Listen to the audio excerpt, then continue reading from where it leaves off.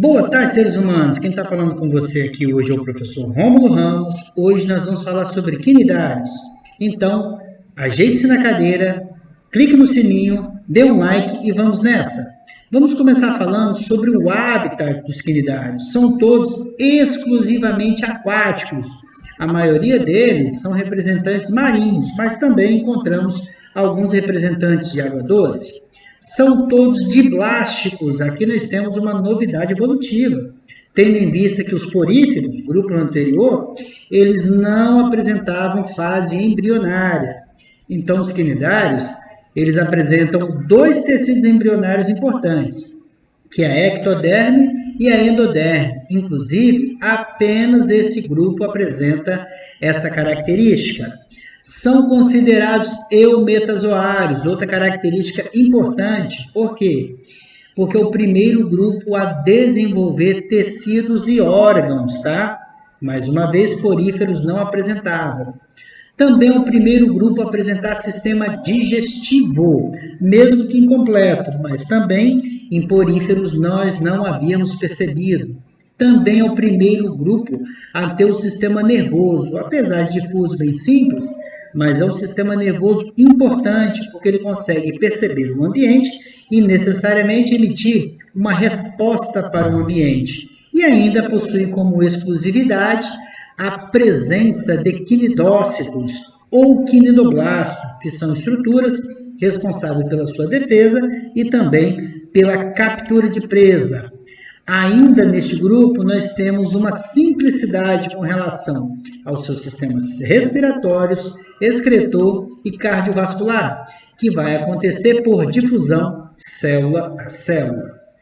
Quando nós falamos de quinidário, ele apresenta dois formatos corporais importantes, que é o formato medusoide e o formato polipóide.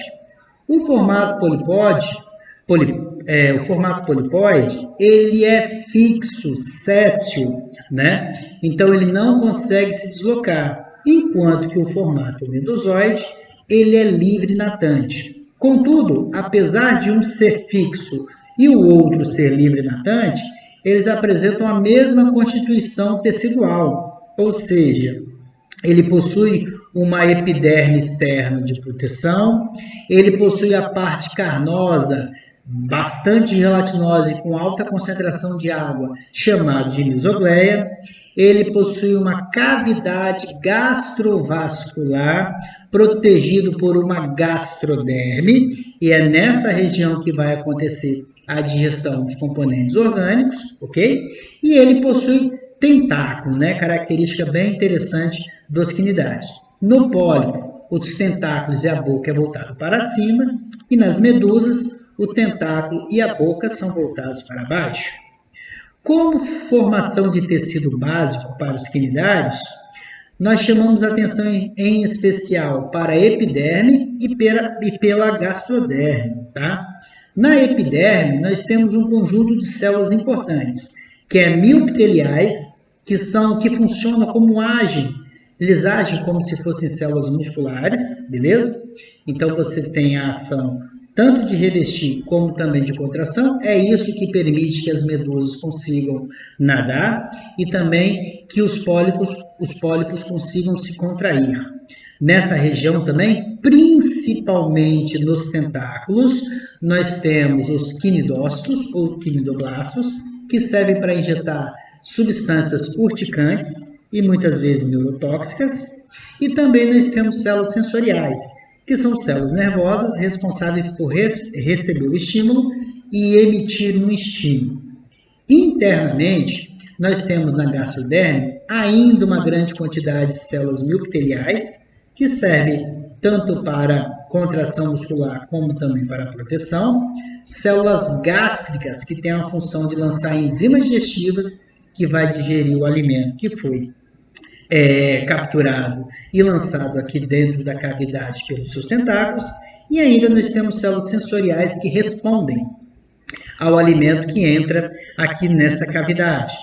Aqui nós temos uma estrutura, uma animação, melhor dizendo, que serve para mostrar o efeito do quinidoblasto.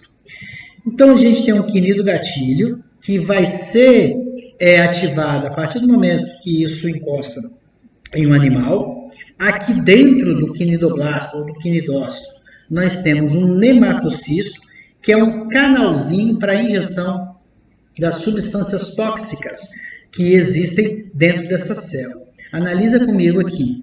Então, o quinidocílio, ele é estimulado, é como se o quinidoblástico explodisse, e aí você tem toda essa injeção de toxina dentro da presa, beleza?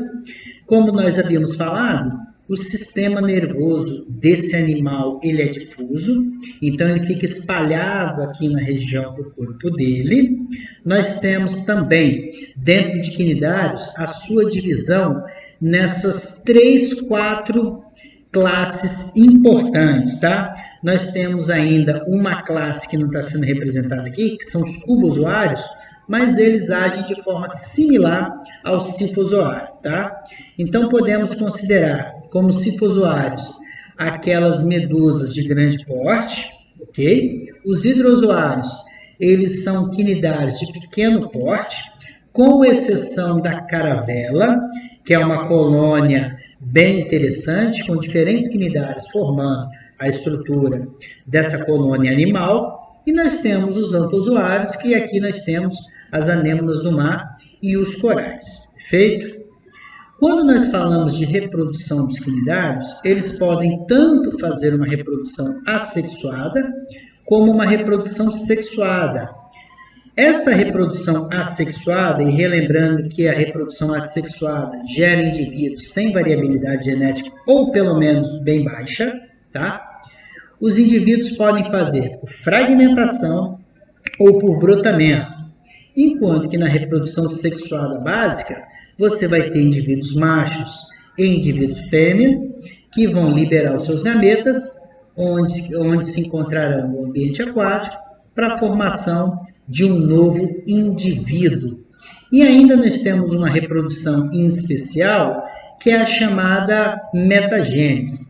Metagênese é aquela reprodução no qual, dentro do ciclo, o indivíduo adquire o formato tanto de pólipo quanto de medusa. Então, ele faz uma reprodução sexuada e uma reprodução assexuada. E dentro deste exemplo, nós temos tanto a Lobélia quanto a Aurélia. Hoje, aqui em aula, nós vamos falar um pouquinho da Aurélia. Então, o que acontece? Nós temos para a Aurélia o formato polipoide, que ele é temporário. Então, ele só existe aqui para formar as medusinhas de maneira assexuada. Então, este formato pólipo, ele se fragmenta todinho, processo esse chamado de estrobilização. Então, se aqui nós tivermos um pólipo macho, só serão formados medusas machos, que vão encontrar com outras medusas fêmeas, que serão geradas por um pólipo fêmea. Então, como a gente pode observar, quando ele se fragmenta, ele vai liberar várias medusinhas novinhas chamadas de éfera. Olha o formatinho da éfera, como é que é.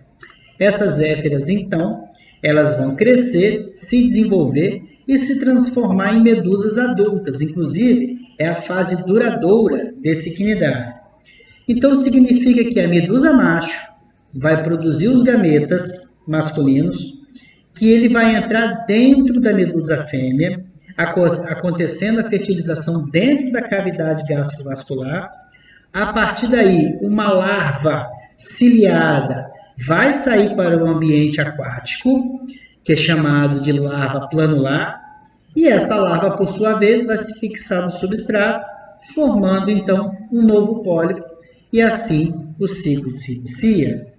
Então, desta forma, nós terminamos a nossa aula hoje falando de uma maneira bem objetiva, bem fácil, que vai ser suficiente para você responder a maior parte das questões de biologia. Então, se gostou, dá um like, se liga e se inscreve no nosso canal.